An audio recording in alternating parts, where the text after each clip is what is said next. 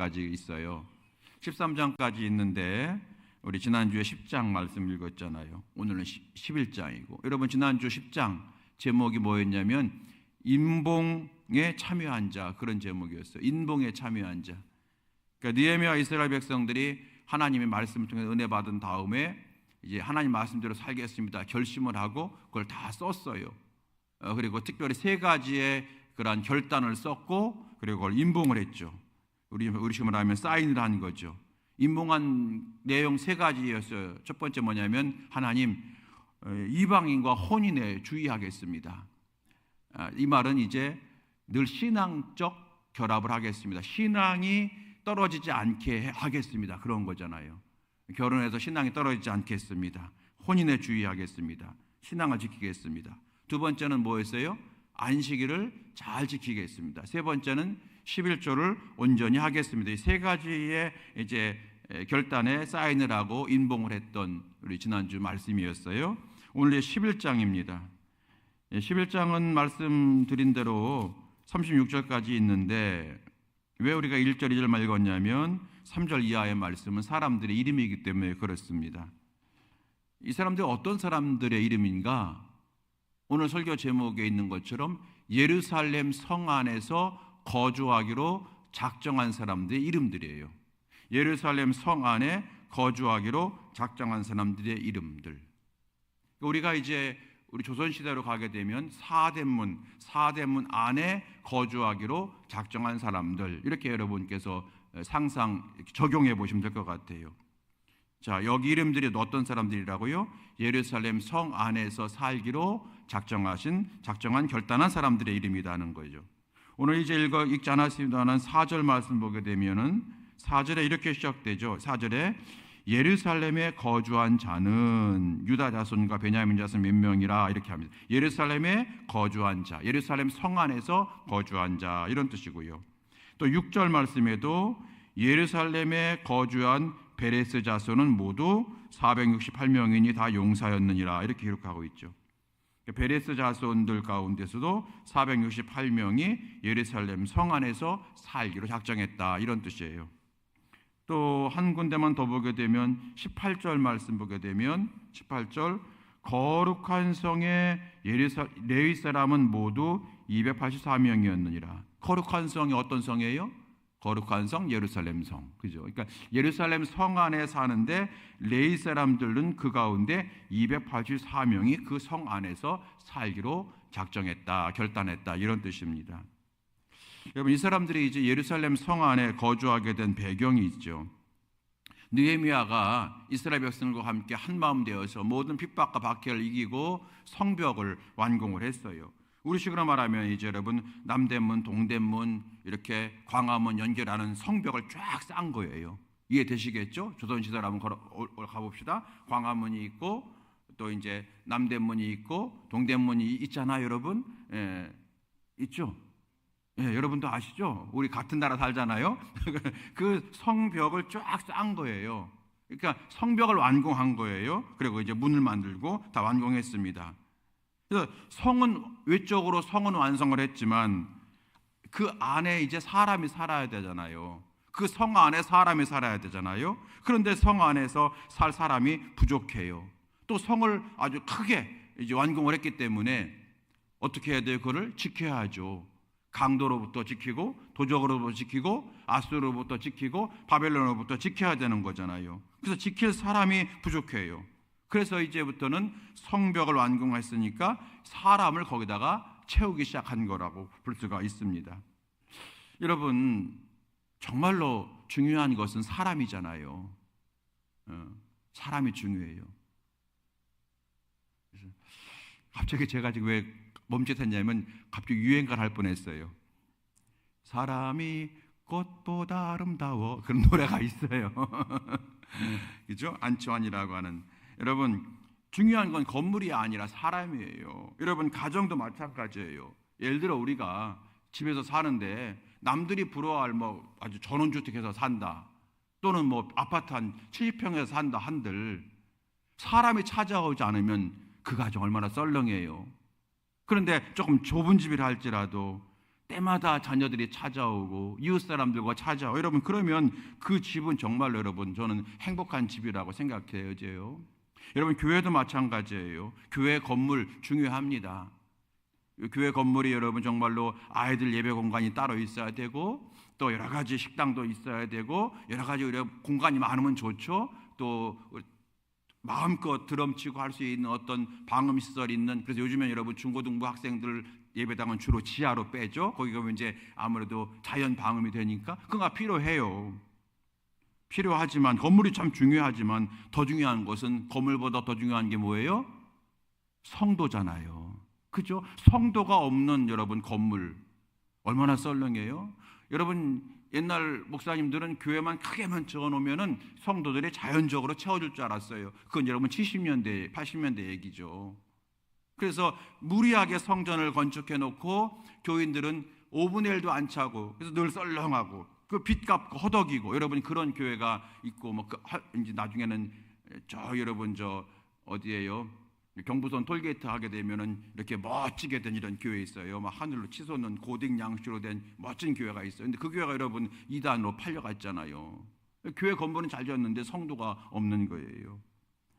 가정도 마찬가지고 교회도 마찬가지고 우리가 건물도 중요하지만 더 중요한 것은 뭐다? 성도이다 하는 거예요. 성도이다. 그렇죠? 성도예요. 여러분 우리 교회가 금년에 목표를 정했지 않습니까? 주의 말씀 따라 선한 일에 힘쓰는 교회라는 표를 정했잖아요. 실천 목표가 뭡니까? 예배에 힘쓰는 교회, 전도에 힘쓰는 교회, 구제에 힘쓰는 교회가 돼요. 그죠? 그럼 여러분이 여기서 이제 내가 어떤 자가 되어야 돼요? 내가 예배자가 되어야 되고, 구제 전도에 힘쓰는 교회가 되려면 내가 전도자가 되어야 되고, 구제와 나눔에 힘쓰는 교회가 되려면 내가 전도와 구제와 나눔의 자가 되어야 되는 거잖아요. 할렐루야. 이게 중요한 거죠. 내가 예배자가 되어야 돼요. 예배에 힘쓰는 교회 되는 거고, 내가 먼저 전도자가 되고 내가 구제하고 나누는 자가 되어야 되는 거죠. 그래서 여러분 하나님도 사람을 보시고, 그리고 우리도 가정적으로나 교회적으로나 여러분 사람이 중요하다는 걸 알고 있어요. 생각해 보세요. 여러분 꼭 너무 극단적으로 비교하는 것 같지만 교회 건물을 멋있게 졌는데 교인들은 여러분 너무 썰렁이 없어. 그런 교회 다니고 싶으세요? 아니면 옛날에 여러분 그런 책 제목이 있었죠? 감자탕 교회라고. 감자탕 교회가 여러분 저쪽에 있었잖아요. 노원구 쪽이었나? 여러분 감자탕 교회. 그러니까 예배당이 있는데 1층은 가보면 지금은 그런 교회가 아니에요. 부흥돼서. 건물을 딱 사가지고. 근데 1층은 감자탕, 무슨 감자탕, 2층은 교회. 그 멀리서 보게 되면 간판이 감자탕은 멀리서 보이는데 교회라고 하는 간판은 잘 안 보여요. 그런 교회예요. 감자탕 교회. 조연산 목사님이신가요? 아주 그런 구제에 많이 힘썼던 교회잖아요. 근데 여러분 그 교회 가게 되면은 얼마나 불편해요. 교인들이 예배 1부 예배 끝나거나 2부 예배 올라면 여러분 지나갈 때 이렇게 지나가야 돼요. 막 부딪혀. 그러니까 사람이 이렇게 많기도 하지만 통로가 좁은 거예요. 얼마나 더운지 여름이면 에어컨을 틀어도 얼마나 땀 뻘뻘 흘리고 있어요. 여러분 그런데 그 교회는 사람이 꽉꽉 차는 거예요. 여러분 어떤 교회 다니고 싶으세요? 건물은 좋은데 교인들이 없어서 썰렁한 교회예요? 아니면은 건물이 조금 협소하고 어렵다 할지라도 사람이 꽉 차서 예배자 열기가 있고 기도의 열기가 있고 찬양의 열기가 있고 전도의 열기가 있는, 여러분 어떤 교회 다니고 싶으세요? 정답은 여러분 저나 여러분이나 똑같잖아요. 왜 그래요? 사람이 더 중요하다. 그래서 여러분 느헤미야서 보게 되면 사람 이름이 쫙 기록되어 있는 거예요.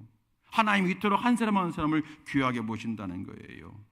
그래서 여러분 중요한 것은 사람이다. 성도 여러분, 우리 금년에는 내가 먼저 예배자가 되고, 내가 먼저 전도자가 되고, 내가 먼저 구제와 나눔을 행하는 자가 되어지기를 주의 이름으로 축원합니다. 오늘 다시 본문으로 돌아갑니다. 느헤미야가 이제 어떻게 했냐면 이 성 안에 사람을 살게 해야 됩니다. 그래서 먼저 백성 가운데 지도자들을 먼저 거주하게 했어요. 11장 1절, 백성의 지도자들은 예루살렘에 거주하였고. 그러니까 여러분 지도자는 어떤 사람이에요? 솔선수범한 사람이 지도자입니다. 물론 저도 이렇게 설교하면서 어쨌든 우리 교회의 지도자 중에 한 사람이 저일 텐데 제가 이렇게 솔선수범해야 된다고 하는 다시 한번 경각심을 갖는 거예요. 여러분 그런데 교회에 담임 목사만 솔선수범하면 되겠습니까? 이 교회가 담임 목사 거예요? 그렇지 않잖아요. 장로님도 지도자고 권사님도 지도자고 속장도 지도자잖아요. 지도자들은 어떤 사람이냐? 앞서 솔선수범하는 자라고 하는 거예요. 그래서 느헤미야가 먼저 솔선수범을 합니다.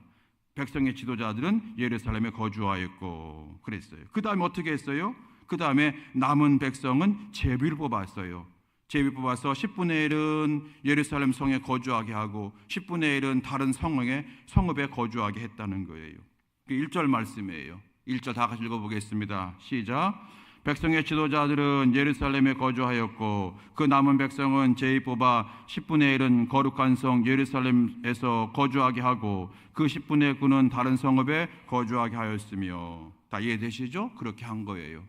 그래서 먼저 백성의 지도자들, 제사장, 또 레위인들, 또 이런 우두머리, 여기 성경에 우두머리라고 이제 옛날 성경 있는데 요즘은 또 그런 말 안 쓰는데 아무튼 리더라고 해야 되나요? 먼저 거주하게 하고 나머지 백성은 10분의 각 지파별로 했겠죠. 10분의 9는 각 성읍에 살게 하고 10분의 1은 그 예루살렘 성에 와서 이스라엘에서 살기로 한 거예요. 그 다음에 2절 말씀 보니까 우리의 마음을 흥분하게 하는 그런 마음이 있어요. 단어가 있어요. 2절 말씀 읽겠습니다. 2절.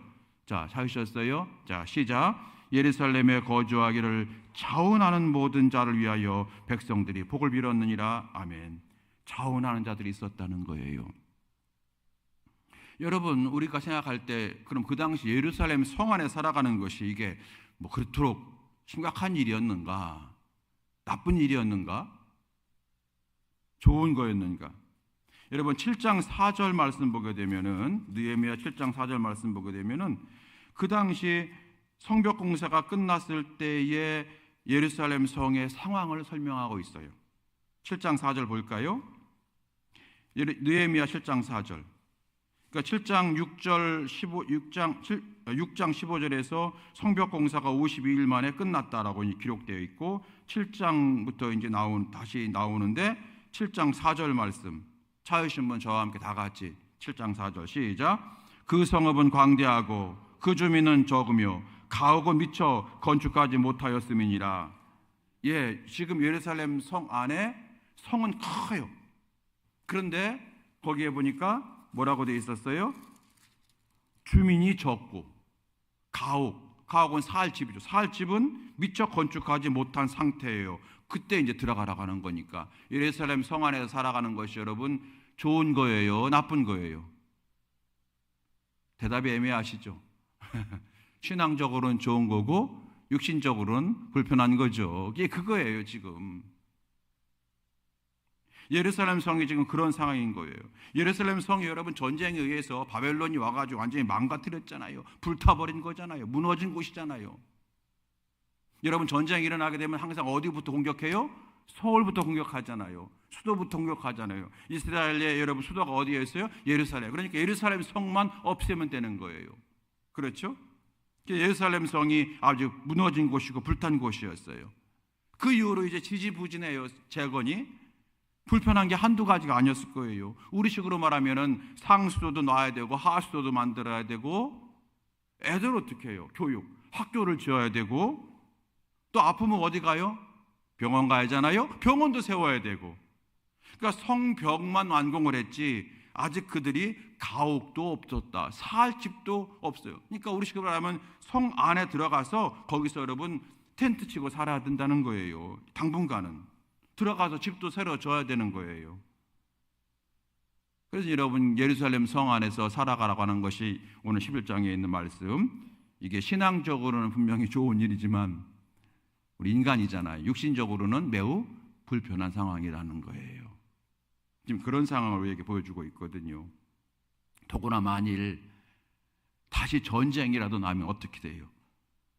가장 먼저 위협받는 것이 어디예요? 예루살렘이잖아요. 가장 먼저 수도부터 공격하잖아요. 수도만 딱 거기서 거기 왕만 총독만 딱 잡아내면 끝나는 거잖아요. 여러분 옛날 우리 한국 전쟁 6.25 때 그랬잖아요. 그래서 여러분 저 낙동강 쪽으로 막 피난 갔지만 피난 가지 않고 여러분 저 더 시골 동네로 간 사람들은 하나 그냥 거치지 않고 여러분 저는 여기 광주는 잘 모르는데 이천에 가게 되면은 이천에 여러분 그 마장면 작촌이라고 있어요. 작촌이는 그 인민군이 한 명도 안 들어왔대. 작촌일은. 왜냐하면 인민군이 그냥 지나갔대요. 2천 읍내 통과하고 5천 통과해서 딱 장악하고 그 다음에 밑으로 이제 장호원으로 갔다네요. 그래서 그때 여러분 저 2천 사람들이 피난을 저 남쪽으로 가지 못한 사람은 뭐 작촌이라든지 이런 데로 막 도망갔대요. 그래서 거기는 여러분 공산당에 한 명도 오지 않았대요. 무슨 말인지 아시죠? 전쟁 남 여러분. 그래서 전에 그런 말이 있었는데 뭐 평양에서 뭐 포를 쏘면 어디로 날라온다더라. 빵 쏘면은 옛날에 막 전에 여러분 북한의 그 포 막 우리가 대서특필하고 막 우리가 불안해할 때 있잖아요. 무슨 포를 딱 쏘면 어디로 오냐면 서울을 지나서 이천에 떨어진대요. 그래서 전쟁 나면 이천에 제일 불안하다. 왜냐하면 포가 이제 이렇게 오니까 여기 있는 하남, 광주는 가만히 있으면 되고 포가 여기 떨어진다는 거예요. 우스갯소리예요. 여러분, 만약에 예루살렘 성이 지금도 불편한 곳이고 불탄 곳이고 정말로 살 집도 없지만 만일 전쟁이라도 나면 가장 먼저 위협받는 것이 예루살렘이잖아요. 그래서 포로 귀환 이후 약 90년이 지났어요. 그렇지만 예루살렘 인구가 채워지지 않은 거예요. 불안하기 때문에. 더구나 여러분 자주 외적의 공격을 받음으로 그 백성들이 거기서 거주하기를 꺼려했던 거예요. 이제 성벽을 재건했지만 대적들의 공격에 늘 대비해야 되겠고 약탈자, 강도들의 그러한 침범도 늘 지켜야 되는 거예요. 또한 여러분 예루살렘 성에는 예루살렘 성전이 있잖아요. 성전에서 드려지는 예배에 다른 성읍 사람들보단 힘껏 동참해야 되고 예배에 앞장서야 됐던 거 당연하겠죠. 그러니까 신앙적으로는 옳지만 마땅하지만 인간적으로 여러 가지 불편한 것이 한두 가지가 아닌 것이 그 당시 예루살렘 성에 가서 사는 것이라는 거예요. 그런데 오늘 성경을 보게 되면 느헤미야 이스라엘 백성들 모두가 한 마음으로 협력을 하더라는 거예요. 더구나 대부분 사람들이 자원하는 마음으로 가득하더라는 거예요. 여러분 여기 백성들이요 이제 제비를 뽑았어요. 10분의 1은 거룩한 성 예루살렘에 거주하게 하고 10분의 9는 각각 자기들이 살고 싶은 성에서 살도록 한 거예요. 그러면 이제 제비를 뽑았어요. 내가 10분의 1이 안 되고 10분의 9가 되었어. 아우 다행이다. 그랬을까요? 다행이다 그랬을까요?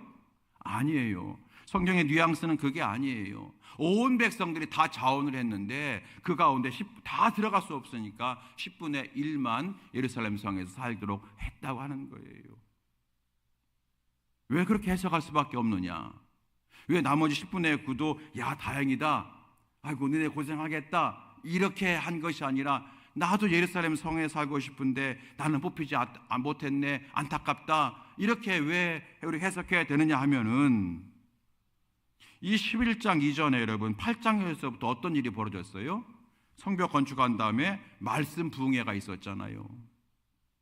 그들이 말씀을 읽다가 울고 그리고 다 일어나서 아멘 아멘 하고 그리고 이제 각자 집으로 가라고 했더니 갔다가 또 와서 또 말씀을 전하달라고 하고 3시간 동안 서서 회개하고 3시간 동안 서서 말씀 듣고 하나님을 경배하고 막 그랬잖아요. 여러분 그 결과가 뭐예요? 지난주에 본 것처럼 하나님 말씀대로 살겠습니다. 서약까지 있었어요. 느헤미야가 여러분 시킨 것도 아니에요. 그들이 나름대로 서약서를 만들어서 인봉하고 이 말씀대로 살지 않으면 우리는 죽어도 좋습니다 이렇게 여러분 도장까지 찍었어요. 그런 연장선상에서 볼 때에 이스라엘 온 백성들은 다 자원했다는 거예요. 다 기쁨으로 받아들인 거예요.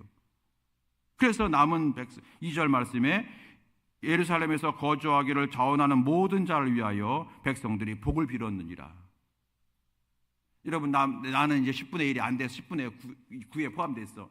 아이고 잘 됐다. 그래 너 좀 고생해. 뭐 하나님 복 주실 거야. 이렇게 여러분 축복했다는 얘기예요. 그런 뉘앙스가 아니잖아요. 다 함께 기뻐했다는 거예요. 이게 여러분 말씀을 통해 은혜 받은 열매라는 거예요. 고난이 있어요. 그러나 기뻐요. 이게 말씀을 통해 은혜 받는 사람의 모습이에요. 고난이 있어요. 그러나 기쁜 거예요. 이게 신앙이 불편해. 그러나 즐거운 거예요. 이게 공존한 거예요. 여러분 어릴 때부터 아이들한테 책을 많이 읽게 하래요. 그러면 더 나은 선택을 할 것이다 그러는 거예요. 애들한테 책을 많이 읽게 한다는 거죠. 그래서 옛날 우리 어르신들이 그게 한이 됐는지 막 위인전 무슨 세계 명작 그냥 옛날에 여러분 한 절 이렇게 해가지고 막 애들한테 선물 주고 그랬죠 여러분. 근데 정말로 징글징글하게 읽지도 않죠 아이들이. 새 거예요 이렇게 막 전질로 사놨죠 몇 권씩 해가지고. 왜 그랬을까요? 요즘 우리 엄마 아빠들은 안 그래요. 맨날 영어 책이나 가지고 이러지. 근데 그런 책을 많이 읽으면 애들이 어떤 깨달음이 오냐면 중요한 일을 선택할 때에 바르게 선택하는 지혜가 생긴대요. 그런 모든 책들을 통해서. 그래서 아이들에게 책을 많이 읽게 하라. 그러면 더 나은 선택을 하는 인생이 될 것이다. 그런 얘기가 있어요. 여러분, 책 중에 책은 어떤 책이에요? 성경책이죠. 이 하나님 말씀 성경은 우리로 하여금 더 나은 삶을 선택하게 할 정도가 아니라 마땅한 삶, 최고의 삶, 하나님과 함께하는 사람이 되게 하는 길잡이가 될 줄로 믿습니다. 그래서 우리가 할 일이 뭐예요? 이스라엘 백성들이 하나님 말씀을 통해서 은혜 받았어요. 은혜 받으니까 이렇게 자원하는 마음이 생긴 거예요. 은혜 받았으니까 서로들 예루살렘 성에 가서 불편하지만 내가 살겠습니다. 내가 좀 힘들지만 내가 가서 즐겁게 일하겠습니다 하고 자원하게 되었다고 하는 거죠. 그래서 여러분, 우리가 은혜 받는 일에 최선을 다하는 것이 가장 중요하다는 거예요. 교회는 은혜 받는 곳이잖아요. 은혜 많이 받아야 돼요. 여러분, 그래서 요즘에 은퇴하신 목사님 계시잖아요. 저 김동호 목사님이라고 저기 장로교회 은퇴하신 꽤 됐죠. 최근에 여러분 암 걸리셔서도 계속해서 방송으로 유튜브로 이렇게 해서 그분과 함께 새벽기도 하는 분들이 날기새라고 줄여서 하는 그분이 여러분 저 동안 장로교회 회기동에 있는 그 경희대학교 앞에서 거기서 이제 교회를 크게 부흥시키셨죠. 그리고 이제 후임에게 넘기고 여기 숭의전문대학교, 숭의대학교 남산에 있는 거기다가 이제 교회를 이제 개척을 하기로 했는데 말의 개척이지 500명이 따라왔어요. 500명이 이제 개척을 한 거예요. 이쪽에는 몇만 명이 됐었고 500명이 개척을 했더니 이제 여러 사람들이 모여들었을 거 아니겠어요? 30세가 아니라 1000명이 되었어요. 이렇게 되었어요. 이제 모였겠죠. 그 김동호 목사님이 워낙 설교를 잘 하시잖아요. 설교가 아주 탁월하시잖아요. 그래서 모였어요. 그런데 여러분 이제 모인 분들, 따라온 분들도 여러분 신앙이 있으니까 따라왔을 거 아니겠어요? 그죠? 편안한 교회 놓고 따라온 거는 신앙이 있다고 하는 거예요. 그리고 다시 여러 모였던 교인들도 다른 교회에서 교단과 교파를 초월해서 장로님들, 권사님들, 집사님들 이렇게 쭉 다 모였겠죠? 다 모여서 숭의여대에서 강당에서 예배를 드리기 시작한 거예요. 한 1000명이 됐어요. 근데 목사님 여러분 5년 동안 아무것도 조직을 안 했대요. 그러니까 한 1년 지나고 나니까 요청했을 거 아니겠어요? 목사님 우리 남선교회가 필요해요. 목사님 우리 여선교회도 있었으면 좋겠어요. 목사님 우리 아이들도 이렇게 있어야 되는데 뭔가 이렇게 좀 뭐가 있으면 좋겠어요. 이렇게 얘기했을 거 아니겠어요? 근데 목사님이 5년 동안 아무것도 안 했대요. 단 한 가지 대예배, 아이들 예배만 딱 해놓고 아무것도 안 5년 동안 그랬대요. 무조건 은혜만 받으세요 그랬대요. 참 그런 배짱도 대단해요. 이거는 1000명이 됐는데 그러니까 답답해한 거예요. 교인들이. 내가 있었던 교회에서는 남선교도 했고 여선교도 했고 속장도 했고 해서 정말로 이 새 교회에서 열심히 하고 싶은데 목사님이 아무 조직하지 못하게 했다는 거예요. 근데 목사님의 말이 옳은 거예요. 여러분 그래서 그 목사님이 아무 조직하지 않고 다만 한 게 뭐냐면 은혜 받으세요. 나도 다시 은혜 받을 테니까 여러분도 은혜 받으세요. 다른 교회에서 장로했던 분도 은혜 받으셔요. 권사도 은혜 받으세요. 집사님 은혜 받아야 됩니다. 은혜를 깊이 받아야 됩니다. 제대로 받아야 됩니다. 복음의 끝을 잇는 자가 아니라 복음에 들어가야 됩니다. 계속 강조했대요. 5년 동안 아무것도 조직 안 했대요. 여러분 그러면 교회가 어떻게 될 것 같아요? 흩어질 것 같죠. 관리가 안 되니까 점점점 교인들이 늘어나는 거예요. 왜요? 중심이 활활 타오르고 있어요. 그 중심이 교인들의 중심이 은혜로 활활 타오르고 있어요. 그러니까 다 모여들게 되었던 거예요. 5년이 지난 다음에 이제 그들의 원하는 대로 이제 뭐 이것저것 조직회가 했다는 거예요. 여러분 꼭 하나의 예가 뭐 정답은 아니지만 핵심이 뭐냐면 은혜 받으면 자원하게 되는 신앙인이 된다는 교훈을 얻는 거예요. 은혜 받으면 흔들리지 않은 신앙이 된다는 거예요. 은혜 받아야 되는 거예요. 은혜 받고 능력 받고 은혜 받고 능력 받고 이게 여러분 교회가 살아가야 되는, 교회가 살아가는, 교회가 살아나는 그런 여러분 비결이 된다고 저는 믿습니다. 오늘 여러분 여기 지혜비 뽑아가지고 말씀드린 대로 10분의 1에 속한 사람과 10분의 1에 속하지 않은 사람들, 아이고 잘됐다, 나는 거기 가기 싫었는데 라고 하는 마음이 절대로 아니었다는 거예요. 이 놀라운 역사를 우리가 보게 되는 거죠. 아마 안심하기보다는, 내가 10분의 1에 속하지 않은 것이 안심되기보다는 아마 아쉬워하고 안타까워하는 사람이 더 많았을 거예요. 그러면서 여러분 오늘 말씀 이제 마치면서 한 가지만 제가 생각하는 건 뭐냐면, 우리가 때로 신앙생활 할 때에, 인생 살아갈 때에 내 뜻대로 내 생각대로 안 될 때가 있어요, 없어요? 있을 정도가 아니라 매우 많죠. 내 뜻대로 안 되는 경우가 허다하죠. 여러분 여기 이 사람들이 전체에서 10분의 9가 자기도 가서 자원하는 마음을 가서 10분의 1에 속하고 싶었던 거예요. 고생스럽지만. 그런데 거기서 탈락이라고 표현해야 되나, 어쨌든 10분의 9가 돼버렸어요. 그러면 이 사람들이 여러분 원망하고 또 10분의 1에 선택된 사람을 시기하고 질투하고, 여러분 그러면 안 되잖아요. 오늘 말씀에 그 뉘앙스가 있어요. 모든 사람들 위해서 백성들의 복을 빌었느니라. 10분의 1에 속한 사람은 내가 원하는 대로 기도가 응답된 거예요. 10분의 9에 속한 사람은 내가 원하는 대로 응답이 안 된 거라고 볼 수가 있어요. 더구나 나의 육신적인 원함과 육신적인 소원이 아니라 하나님의 거룩한 소원을 향해서 했던 기도가 응답되고 이쪽 응답 안 된 거예요. 근데 응답 안 된 사람도 어떻게 했다고요? 아이고 내가 들어가야 되는데, 쟤는 자격이 없는데 내가 해야 되는데, 그러지 않았다는 거예요. 서로 뭐 했다고요? 복을 빌었다고요. 서로 축복했다고요. 이게 여러분 가정이 잘 되는 비결이고 교회가 잘 되는 비결이 아닐까요? 여러분 사도 바울도 그랬잖아요. 사도 바울도 사도행전 16장에 가게 되면 바울이 아시아, 지금으로 하면 투르키에, 소아시아 지역, 투르키의 지역에서 선교하려고 했는데 사도행전 16장에 보면 뭐라고 되어 있어요? 성령이 허락하지 아니하시니, 예수의 영이 허락하지 아니하시니. 여러분 그랬잖아요. 그러니까 바울도 거룩한 목표를 가지고 기도하는 가운데 이쪽으로 나가고 싶었는데 자꾸 그게 막히는 거예요. 여러분 바울도 그랬어요. 하나님의 뜻은 바울을 이쪽 유럽으로 보내려고 하는 계획이었던 거잖아요. 제가 이 말씀을 왜 드리냐면, 우리가 저를 비롯해서 내 뜻대로 되지 않을 때가 있어요. 내 계획대로 되지 않을 때가 있어요. 살다 보니까 참 여러분 그런 경우가 많더군요. 왜 이런 일이 내게 벌어지지? 이런 경우가 여러분 왜 없겠어요? 내가 기도 안 했나? 나름 했는데 왜 이러지? 내가 그동안 하나님을 섬기느라고 섬겼는데 왜 이러지? 여러분 그런 경우가 왜 없겠어요? 그런데 그럴 때마다 내 자신에게는 낙심과 원망이 아니라, 또 상대방에게는 질투와 시기가 아니라 축복하는 마음을 갖고 내 안에서는 어떤 마음? 하나님의 또 다른 인도하심이 있겠지, 그런 거예요. 하나님의 또 다른 인도하심이 있겠지. 하나님의 인도하심이 있겠지.